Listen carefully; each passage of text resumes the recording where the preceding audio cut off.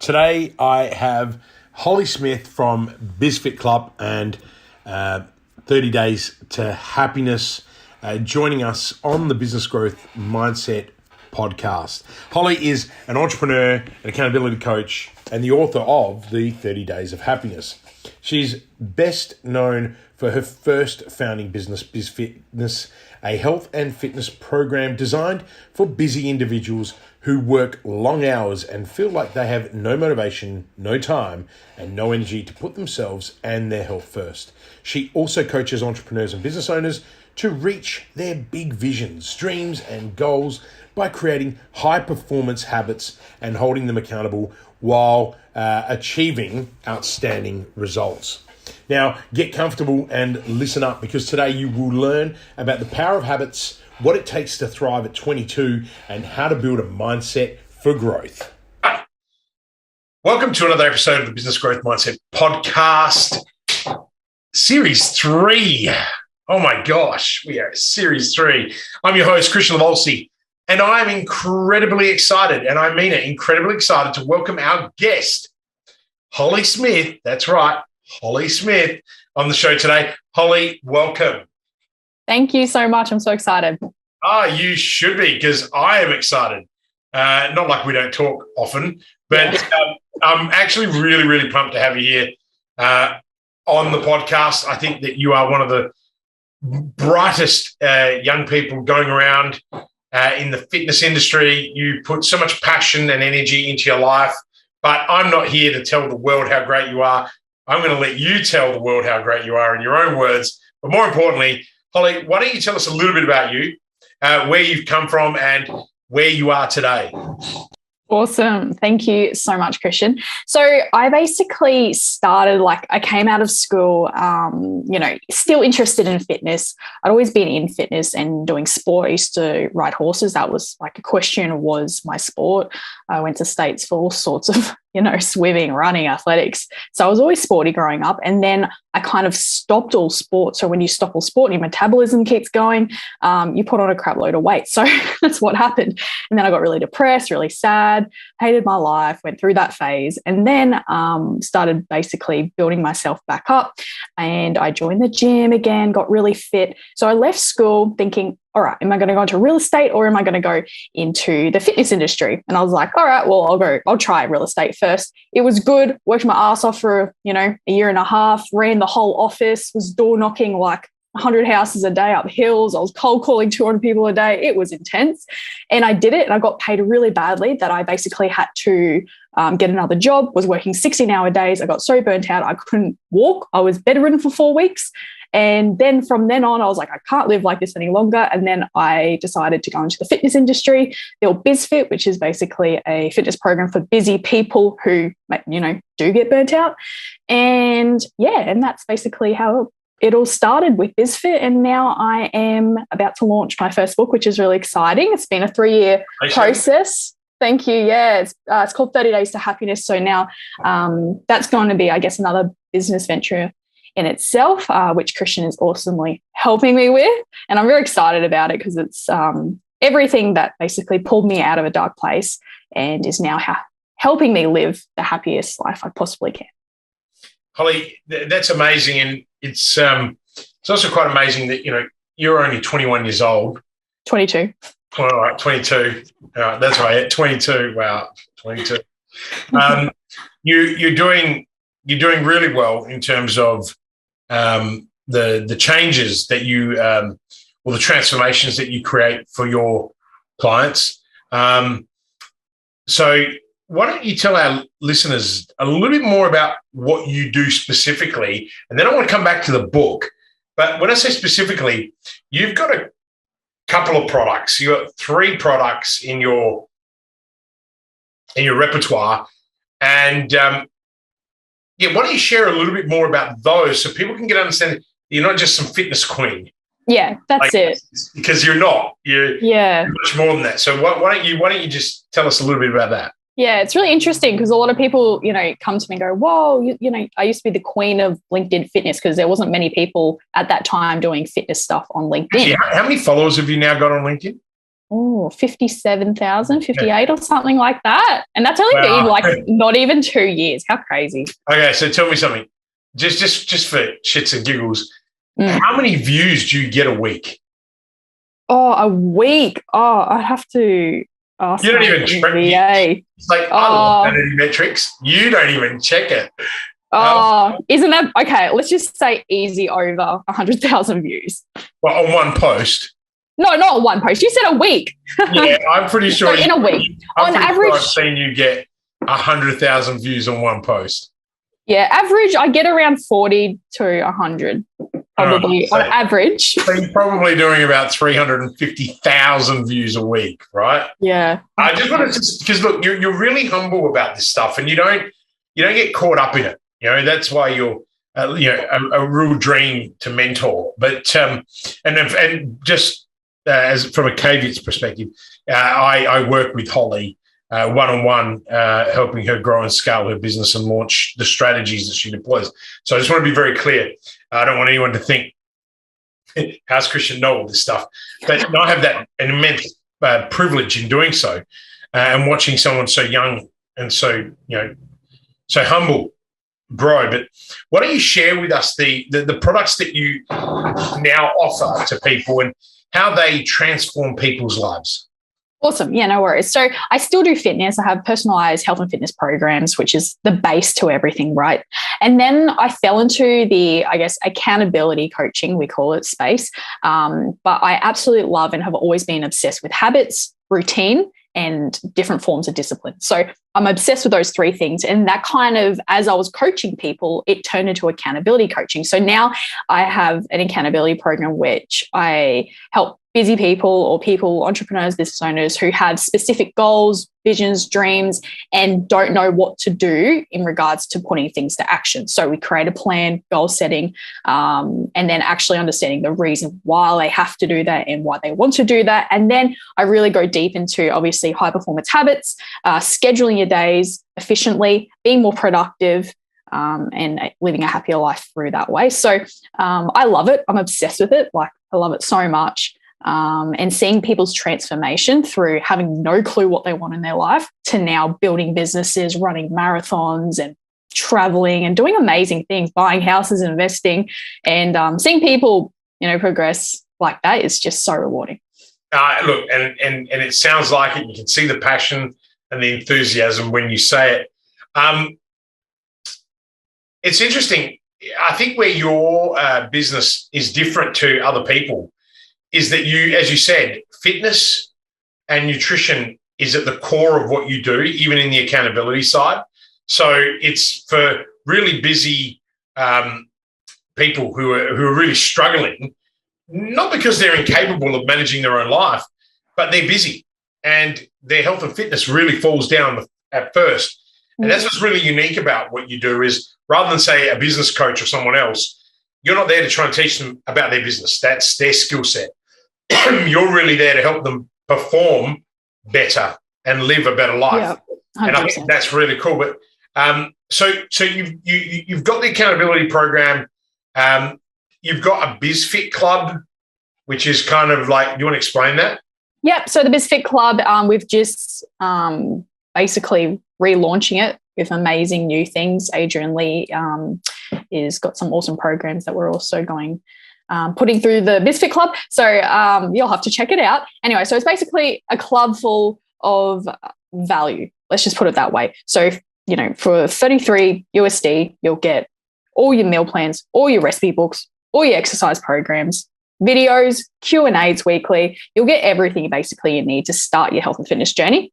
So I'm loving it at the moment. It's looking great. I mean, look, you've got a wonderful advantage that when you've got, almost 60,000 people following you on a business platform, right? Like you are a serious influencer on LinkedIn, that you can afford to completely price slash the entire market. Obviously, I know what you're doing, and I think that, and that was one of the strategic decisions that we made because the rest of the industry sells what they deem as a similar product at that automated level for $97 US. Yeah. And we were trying to work out the value proposition when we were talking about it. It was a lot of fun, and it didn't take much convincing when we looked at the numbers at where you want to be, because one thing I know is that you're like, in a lot of ways, you and I are very similar. That's why we work together. We really want to help people. Yeah, and definitely. Your objective always has been to help more people. And how do you do that? When the economy is shifting and not everyone can afford, an accountability coach, at X amount of dollars per month. And I think you've been able to create this BizFit Club for all these people, not just executives, this is anybody, at such a great level, entry point. And as you did, you mentioned Adrian. Adrian's going to be featuring on this podcast next week. And Adrian's one of my business partners, and Adrian's like a fitness nut, right? Mm-hmm. He was showing me the other day that, did you see that there was a post that he was doing some bicep curls or something? Yeah. So much. And it got something like 100,000, just under 100,000 views. And he sent it to me boasting, and I think my response was, "You didn't make 100,000, buddy." And he was like, "Oh, you just seriously?" I'm like, "Come on." No. And Adrian has a lot of experience. He's essentially partnering with you to create an extra layer inside the that's right, which is pretty cool. Like, it is very cool. And you've also been Adrian's understudy for a couple of years, and he's mentored you. And so, you're an amazing person, because you know how to reach out to people and demonstrate that vulnerability. So on that point, I'm going to ask you another question. Sure. And then we're going to come back to the book, okay? So I really do want to come back to the book, because I'm reading the book at the moment. I'm actually halfway through, Holly. You'd be surprised. Oh, really? Well done. I wasn't just going to read a couple of chapters. I've just started making my way through it. And I'm going to be pleased to endorse it. So far, it is very, very compelling and very insightful. And I'm actually really enjoying the straight talk that's there. And it is your journey. It's very real. But what I wanted to ask you before we go back to the book, what's the biggest challenge that you are facing in your role or in your business right now? And I guess I want you to share how you're tackling that. And it doesn't have to be a problem now. It could be a problem that you had previously. I know you're smiling because you're thinking, you cheeky guy. No, but I'm going to give you the option, right? Something you're dealing with now or something you've dealt with in the past. But I want to know how you tackled it too. Yeah. So listeners can learn from that. Yeah, I think one thing that, like, business owners, entrepreneurs, whoever listens to this podcast will understand is that once you have a lot going for you, like you say all the time, success, opportunity, like they're all going to cause you to have to work more and do more and delegate more and outsource more. And when you're overwhelmed and you've got all these things happening, like I do right now, like I've got a members portal launching, I've got a whole teachable course happening, finishing my book, photo shoots, like everything is just going on. And I sat there the other day and I was like, and you love it. And I low-key love it. I love it because it gives me purpose, like not because I'm striving and it's not work to me. It's I'm taking a stepping stone closer to my true purpose. There's no end result in purpose. That's what I believe. Anyway, so with everything going on, I sat here and I was like, whoa, I've got so much happening. In the past, I would have just broken down, thrown my paper in the air, walked out, like just had a meltdown, right? And I literally sat there and I was like, everything's okay. And I sat in my room, read for an hour, did some journaling, and I felt amazing, Could you hear my voice in the background? Is that what would Christian do?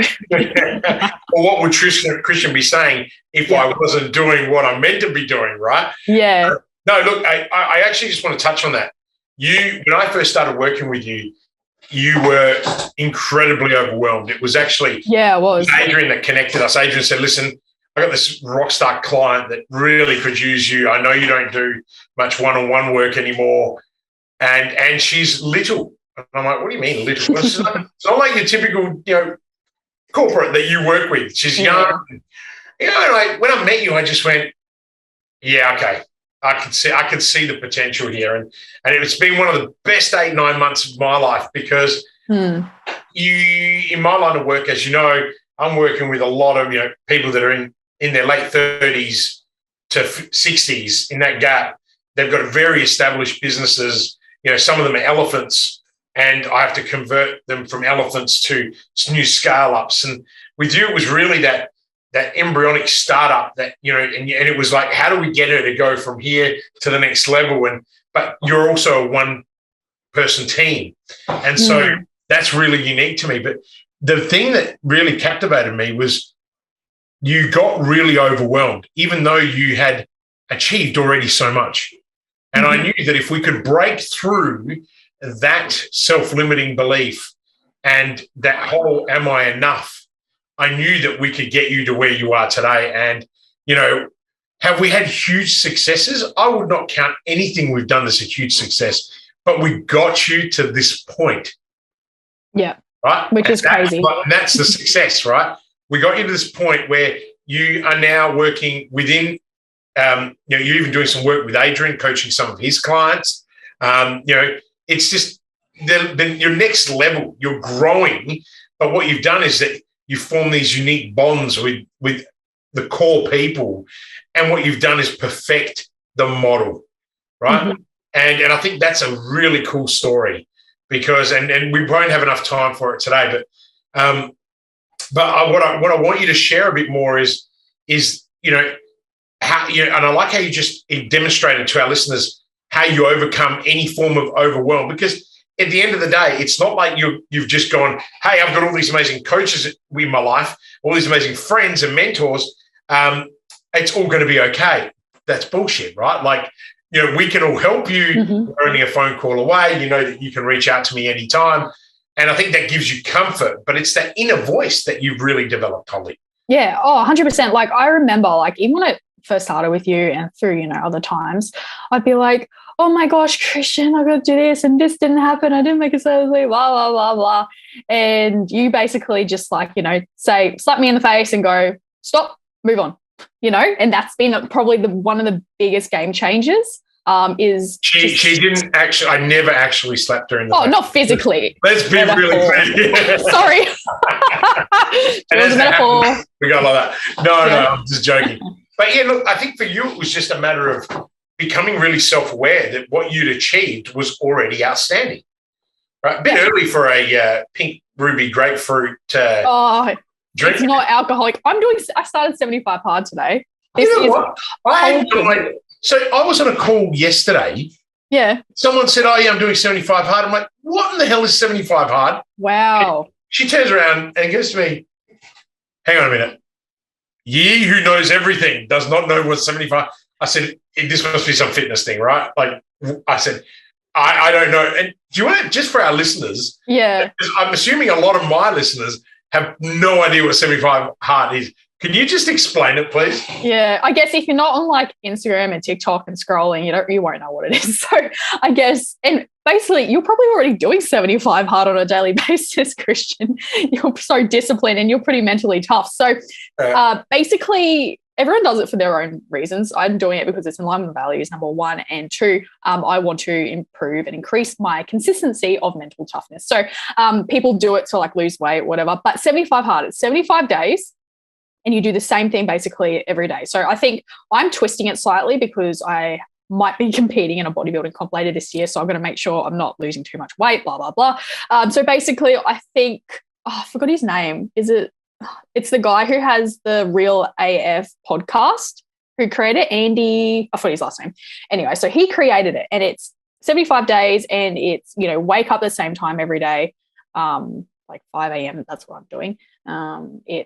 I think he has cold shower, 2 workouts a day. One has to be outside, 3 liters of water or 4 liters of water, stick to a specific diet, doesn't say what, and 10 pages of a book. I think that was pretty much it. So I'm twisting it. I'll wake up at 5 a.m. Yeah, you are. The person that explained to me yesterday, right, was the list was longer. And I'm just here going, okay, I do that anyway. And you're right. Like I actually do now what I know what 75 hard is, I pretty much do close to that because it is discipline, right? You have to teach yourself. And on that note, let's talk a little bit about your book, right? Like, I mean, it's huge, right? It's huge. It's 30 chapters, right? And it's well, what am I telling people? Tell me about 30 Days to Happiness. Yeah, so I guess 30 Days to Happiness, I started writing it like, maybe 3 years ago.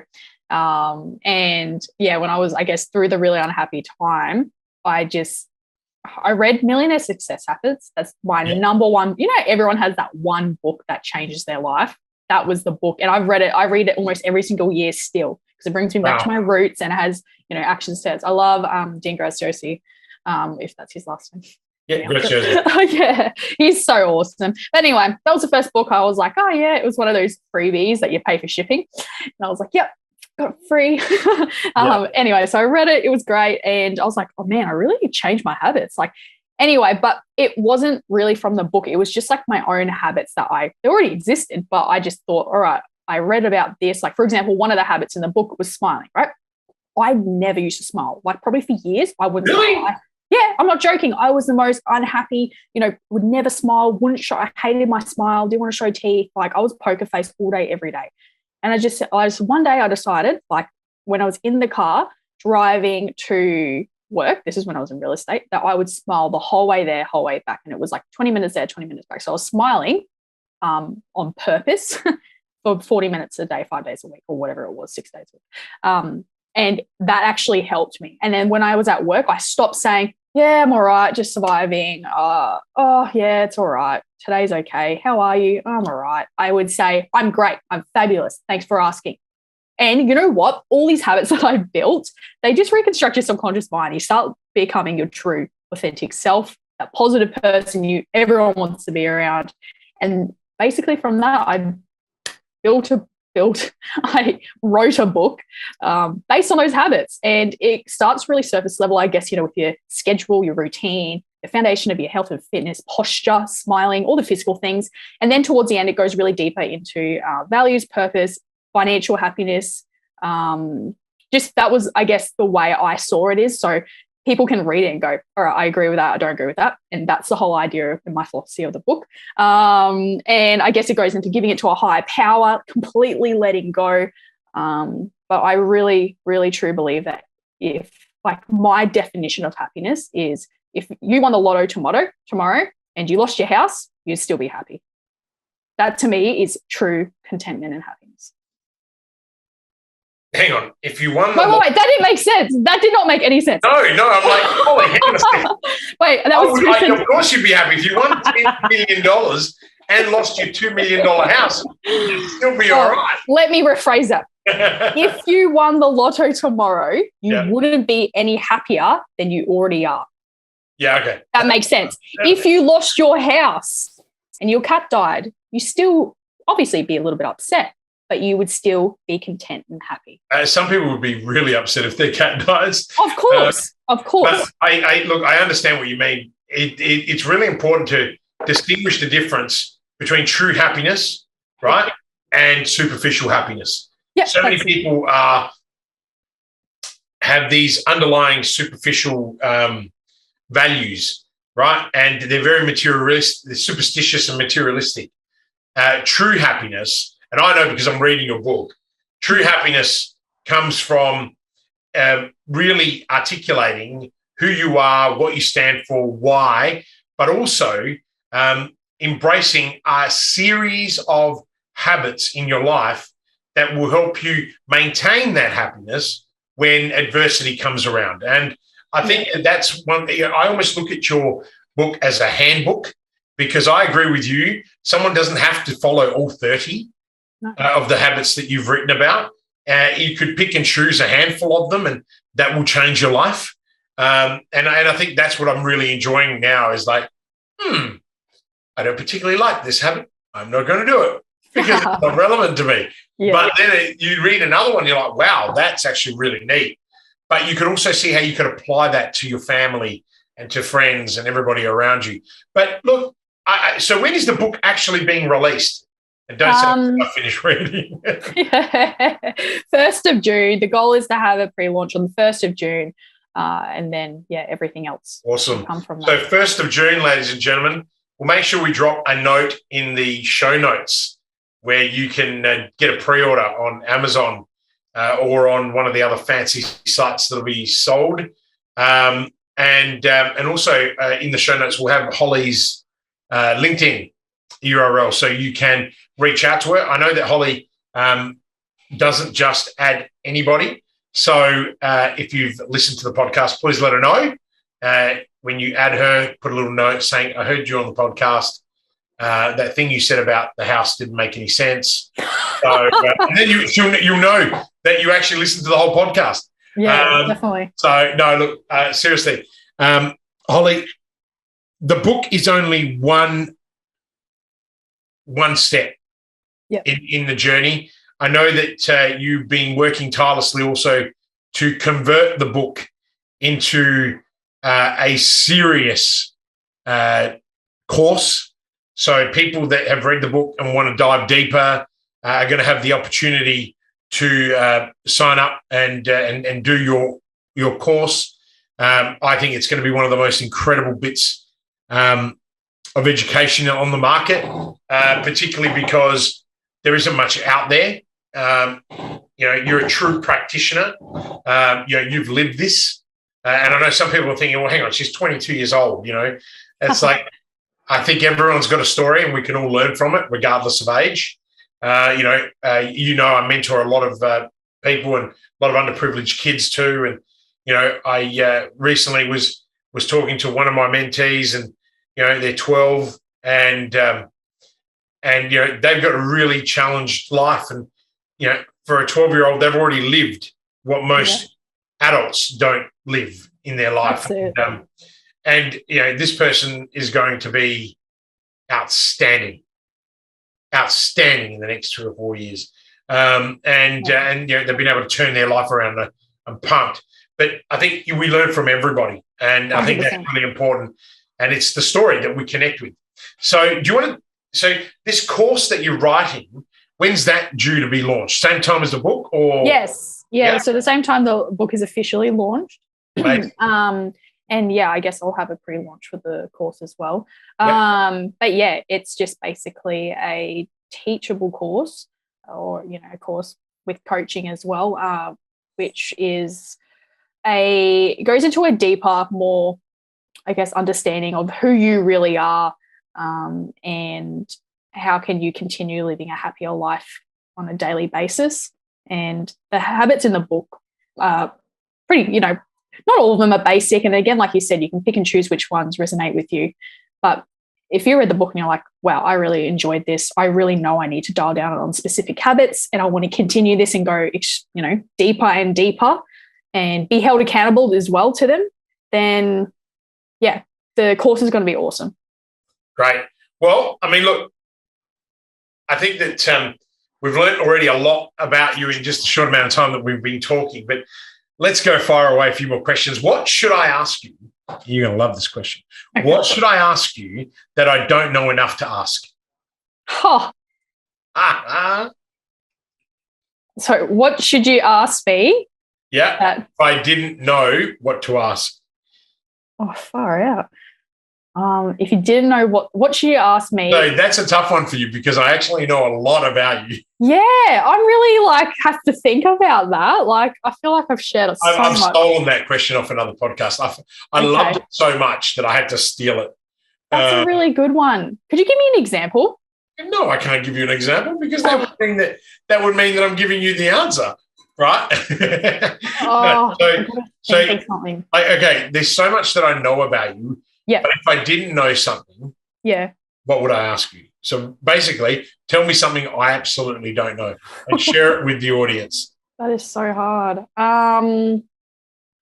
Well, there's probably a trillion things the audience doesn't know, but I'm thinking you.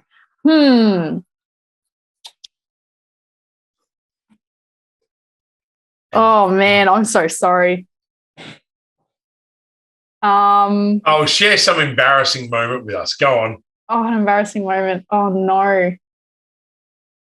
All right. This is the first thing I thought of. And it's not really an embarrassing moment, but I guess it's a more motivational moment. Yep. No, cool. Go. The first time. Oh, wait. Do I ask you the question? Like, do you ask me a question or do I just say? No, just say. All right. Something. So the very first time I ever videoed myself and posted it on social media was the day coronavirus hit. And it wasn't. Really? Yeah. And it wasn't supposed to be that way. It just happened. And I did a whole mental health thing, blah, blah, blah. And it was when I first started going online. So I was part of a coaching community and they're like, you have to post a video. That's how the audience engage. And they're exactly right. That's how they're like, no one trusts you.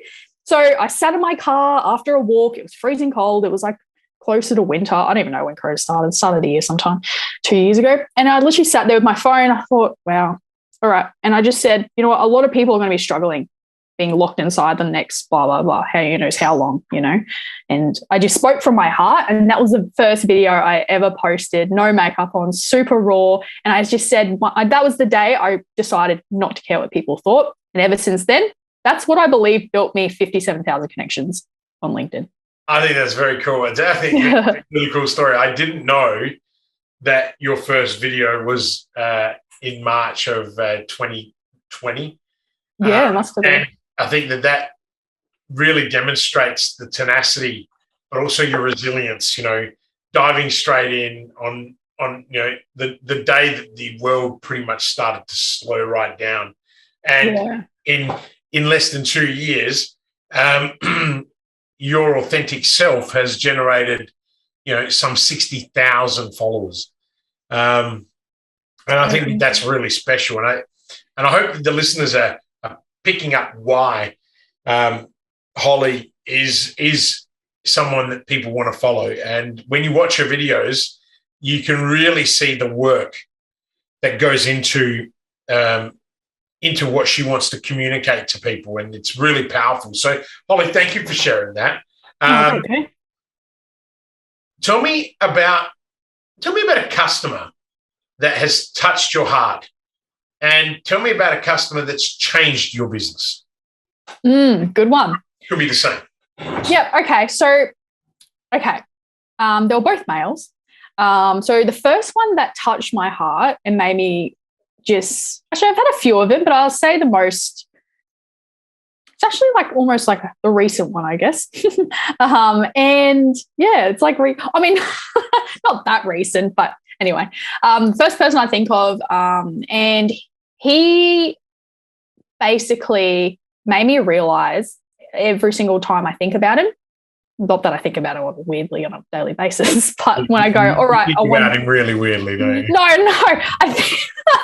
I think, all right, did he send me his end of day report today? Did he get this done? But I do with this customer was one of your accountability clients. Yep. So this customer is it's a motorbike that just went past. Sorry. Wow.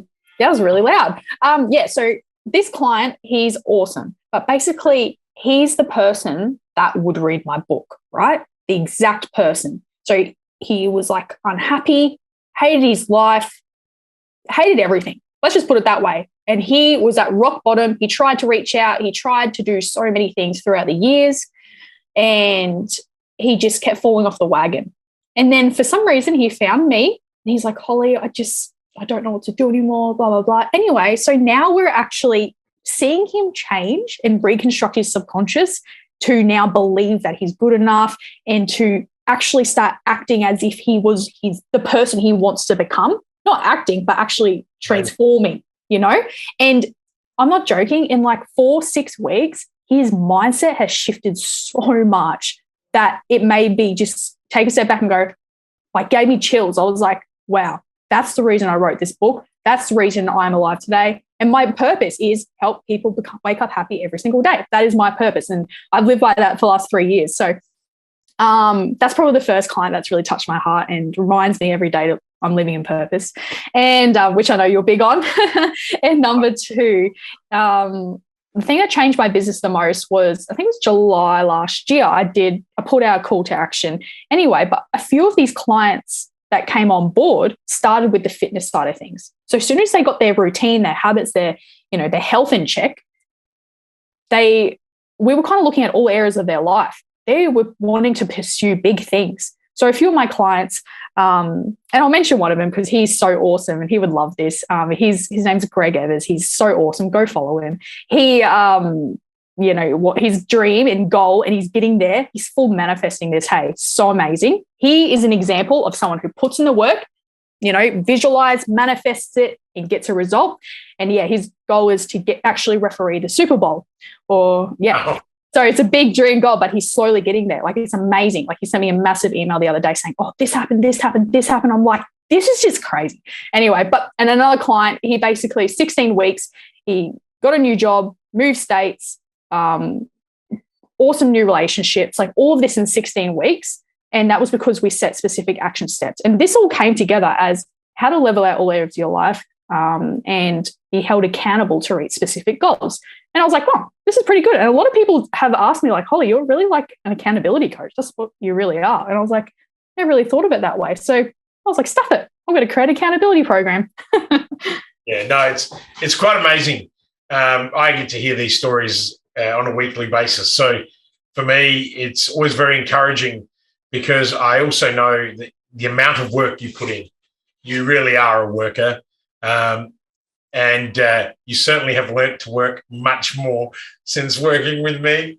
Definitely. I remember at the beginning, you're giving me so much work to do. I can't keep up. I'm like, oh, I was so overwhelmed. You remember you're almost having this meltdown after the second month, and you're like, I know I have to because you do all these things every day. And I said, just suck it up. Just do it. Yeah, that's what I meant. Like, it's, get it done. And you just went bum up, head down. And I just know that I can push you so much harder. But the thing is, like, ever since I did that, I've realized like my resilience is going, up slowly and slowly. But ever since that, the very first time we started, you gave me so much stuff to do and answer. And oh my gosh, the 2,500 reconcile transactions to go through, just stuff we have to start with, right? Like purpose play with whatever. Oh, that was the second week.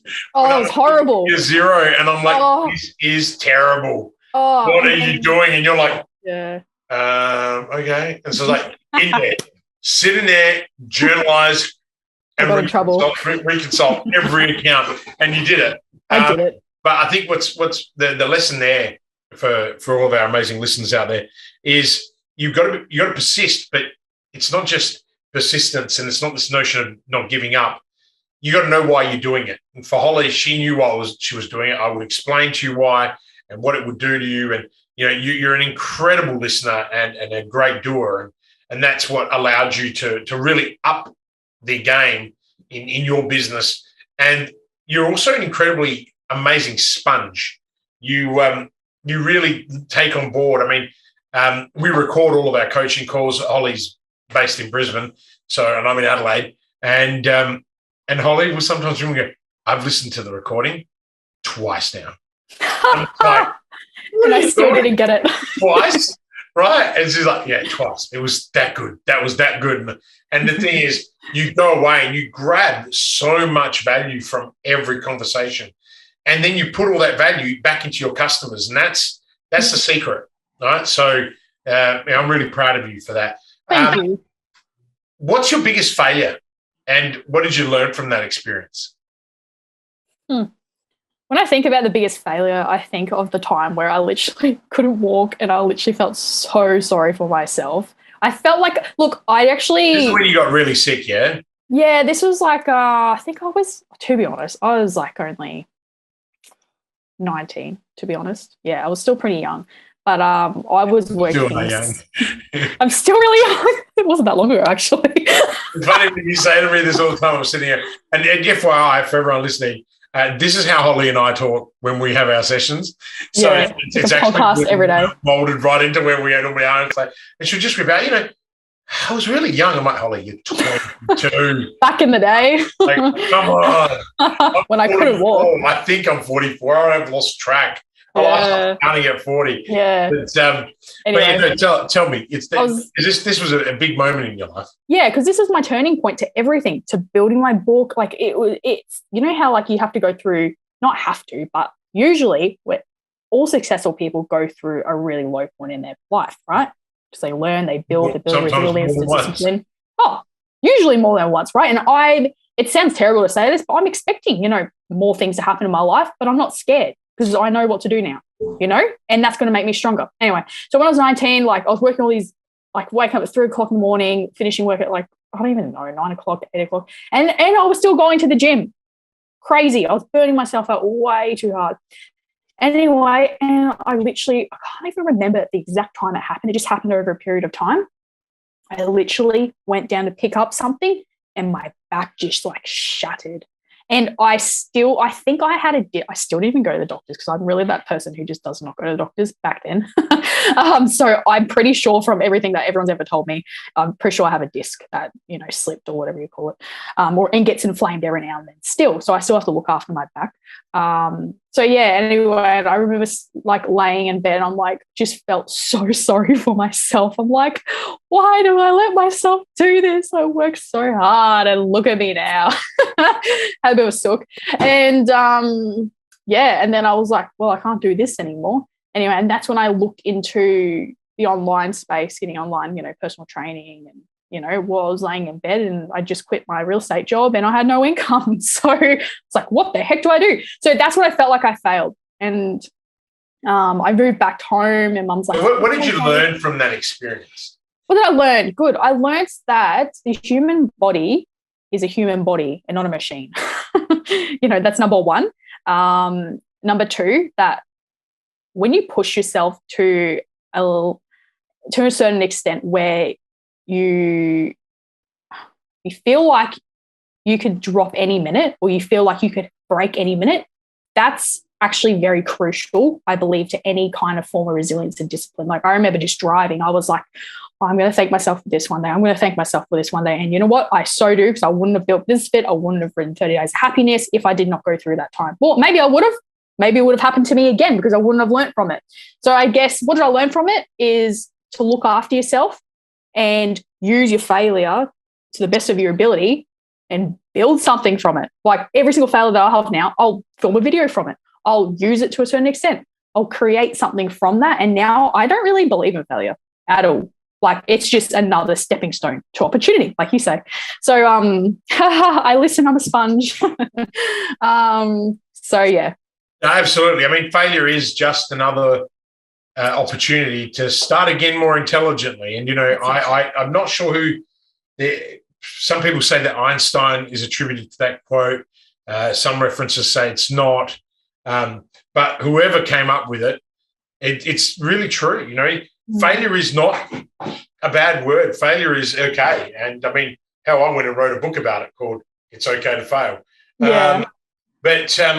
It's one of those things that actually I've got to send it to you. I don't think you've read my other book. What is it? Is it It's okay to Fail? No, I haven't. I didn't even know you had that book. Yeah, I've got another one called Getting Shit Done as well. They're just small ebooks, about 1/4 of the size of your book. No, I wrote these mainly as almost like manifestos, about a moment in my life where I kind of went, I need to teach people this. It's okay to fail. There is nothing wrong with failure. Like, it's going to hurt, right? There's going to be some failures that hurt. Some of the failures I've had were significant life pains. But if you use the learnings to create more opportunity for yourself, and not just yourself, others. I think that's the most important thing. Everyone that I work with, we're aligned on one thing. We genuinely want to help other people. Yeah. Because we've got that fire in our belly and we've got our brain firing on all cylinders, that purpose is real. And you definitely demonstrate that. And I think that's the key. Now, if you could wind back the clock to 3 years ago, what would you do differently? How old was I 3 years ago? 19. Even 18. If If you could wind clock back to 18, what would you do differently, Ollie?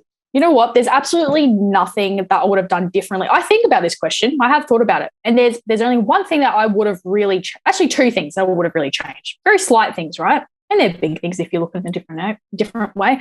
Number one, if I knew where I was going to be now, I would have done my Cert 4 in fitness in school instead of go for an OP or whatever it was back then. And instead of getting into, actually, I'm really glad. I believe like God put me in that year of real estate because that taught me how to build and literally run a business. So I'm glad I was there for a purpose and a reason. But I do wish I did my Cert 4 in fitness in school and found coaches or someone to help me build an online business. That would have been awesome because right now I'd be extremely set up. And I still am, like I don't regret it at all because it happened the way it did. And I think the last thing would be I would have journaled a lot more, to be honest, because I found it really hard to express my emotions, and I used to take it out on people. And this was when I was really young, like 14, 15, 16. I was really maybe not really an angry person. I was just like a normal teenager. Like an angry teenager going through puberty. My children don't ever go through that angry phase. Oh, they might. Just be prepared. Anyway, so I would have journaled my feelings a lot more, I think, because I felt like I could never really express like the household I was in. I really felt like I could, like if I wanted to cry, I felt like I would be like, oh, why are you crying? Don't cry. All the typical, things. So I felt like I really couldn't, never been to a psychologist, never been to counseling, like never could express anything to anyone. And that's why I rode horses as well. Like that was my release. But I guess, I think I would have, you don't know when you're really that young what to do when you're in that situation. Like you're like, just keep living this the way it is. But I would have journaled and I probably would have seeked out actually to get counseling or gone, Mum, I need to speak to someone or something like that actually, because that would have changed my 16, 17, 18 years in high school. Well, thank goodness that you came out all right in the end. Whew. Yeah. Right. I'm fine now. I'm happy. What we're going to achieve in the next 22 years. Oh, I'm so excited. I can't wait to see when you're 44, when you're my age, what you've achieved, but more importantly, how fulfilled you are and your tribe. Holly, what's the most important thing in your very young life that you've learnt? The most important thing that I've learnt? Yeah. What's the most important thing that you've learnt? I think the first thing that comes to my mind, and I think I've already touched point of this, when you're in the lowest point in your life, and this is, I class it as a high performance habit, and it's when you're at the lowest point and you feel like giving up or failing, or you feel like it's just getting really hard, or you feel depressed or upset, or something's not working, you've lost money, whatever it is, that's not the time to sit down and sook and, just let life do its thing, but it's time to push. Once you're at the bottom, push, because you'll get back to the top faster than you actually think you will. Like I think Tony Robbins has like a 2 millimeter rule. As soon as you're about to fail, you feel like you're going to fail, that 2 little more milliliters or inches or whatever it is, you're actually to succeeding. So my, I guess, high performance habit that I've built a habit to, because this is a habit, like you don't just all of a sudden, because if you're sad and depressed one day, as if you're going to get up and feel the urge to do a motivational video and go for a run and do all that kind of stuff, right? Or to build a business that you've just, that's failed. And you're not going to feel like doing that, but you have to teach yourself to do that. And that's, I guess, something that I've learned to do. And it's a habit. It's a high performance habit. And now every time I'm at lowest point, I'm overwhelmed. I feel like I've failed. Whatever. Again, failure doesn't exist. So I have to keep pushing, push. So I can get back on top and get my head above water. Because as soon as you go underneath, that's when stuff starts getting a bit dark and it's harder to get back up. I think the key message there is, if I may, you got to build grit. It's that tenacity, but it's also acknowledging where you're at. When I went through my failure experiences, mine were catastrophic. When I found myself homeless and nowhere to go after being semi-retired, what really keeps you going is hope. And that's what I would say to everyone is don't lose hope. You and I, we're faith-led, so it does make a difference. Yeah. That's our choice, just like it is for people not to be faith-led. But for me, that was significant. It was the ability to know, you know what, this chapter is closed. What could open up tomorrow? That's it. And, you're right. The first time, it's really hard. The second time, it's easier. The third time, the fifth, the sixth. I mean, I call it failing forward. And that's why failure is okay. My other rule, which I know I've told you many times, is you got to fail often and you got to fail quickly. Yeah. Right? So fail fast, fail often, because the failures are going to be much smaller, which means that you can, learn much more rapidly. In technology, it's a test, learn, test agenda, and it's very powerful. Sean Ellis talks about it a lot. And I think that's really important. Okay, Holly, we are almost out of time. In fact, we've gone way over. But in Christian Law's tradition at the Business Growth Mindset, we're going to do the Fast 5 in 5. Oh, I'm a bit nervous. So, what makes you feel inspired? Seeing other people achieve their goals and their purpose. Okay. What is the best compliment you have ever received? I don't know. That I'm purpose-led. Okay. If you could be remembered for one thing, what would it be? The girl who makes people happier. Awesome. Best book recommendation? Millionaire Success Habits by Dingo Seriously. Awesome. And finally, if you could have a billboard with anything on it, what would it be and why? It would be a big yellow billboard with a massive smiley face on it saying, "You are alive today and you're here for a purpose." All right, wonderful. Holly, it's been an absolute pleasure having you on the show, and I really want to take this time to thank you. I want to also thank all of our listeners. We value, and we know that there are hundreds of thousands of podcasts out there, and yet you have chosen to listen to ours. And for that, I want to thank you. Just a quick reminder, I want everyone to make sure that you visit the show notes where you will find all the useful links and notes. But more importantly, you'll be able to find a way to connect directly with Holly. We'll post her LinkedIn URL there, and also her Facebook handle or any other handles that she deems appropriate. One massive shout out to, to my awesome team at the Business Growth Mindset, Growth Outsourced Media, Charlotte and Argentina, because they fully support me, and also I want to thank them for their resilience in putting up with me.